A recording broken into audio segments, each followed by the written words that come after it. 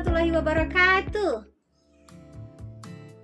Bapak Ibu orang tua hebat, saya ucapkan terima kasih karena telah hadir dalam seminar parenting kali ini. Perkenalkan, saya Yasniti Fitri, SPD, dan hari ini kita akan membahas satu topik penting yang dalam mendampingi tumbuh kembang anak, yaitu dengan tema mengenal gaya belajar anak dalam perspektif psikologi pembelajaran pendidikan agama Islam. Agar acara lebih meriah, saya akan buka dengan pantun. Burung merpati terbang melayang, hinggap sebentar di pohon cempaka. Mari kita kenali gaya belajar anak tersayang agar pendidikan agama lebih bermakna. Ibu-ibu, tentunya penting kita memahami gaya belajar anak karena setiap anak itu unik, ibu-ibu. Dalam psikologi pembelajaran, kita mengenali istilah individual difference, yaitu perbedaan individu yang sangat penting dikenali oleh orang tua atau guru. Nah, salah satu perbedaan yang penting, yang paling mendasar adalah gaya belajar anak. Ada anak yang senang mendengar auditory, yaitu dia mendengar, dan ada yang perlu melihat gambar, yaitu visual, dan ada pula yang harus praktek langsung, itu disebut dengan kinestetik.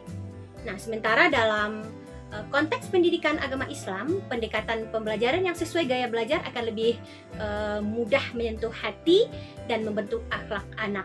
Misalnya, anak visual akan lebih tersentuh ketika melihat tayangan kisah Nabi.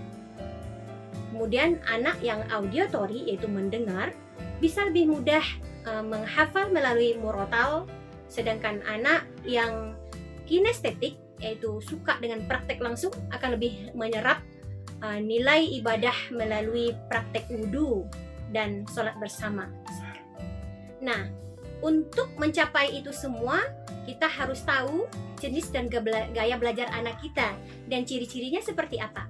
Nah, yuk ibu-ibu, kita kenali 3 jenis gaya belajar utama lengkap dengan ciri-cirinya.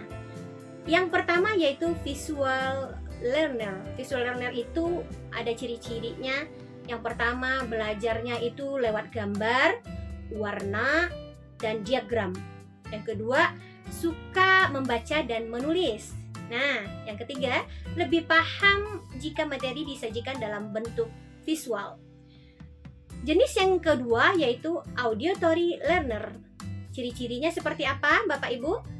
Tentunya yang pertama, menyukai diskusi, mendengarkan, dan bercerita. Yang kedua, mudah menghafal dengan lagu atau ritme. Yang ketiga, senang mendengarkan penjelasan verbal.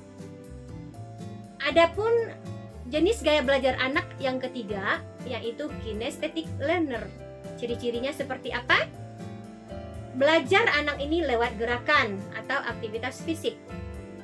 Anak tidak suka duduk diam terlalu lama dan cepat paham jika diajak praktek langsung.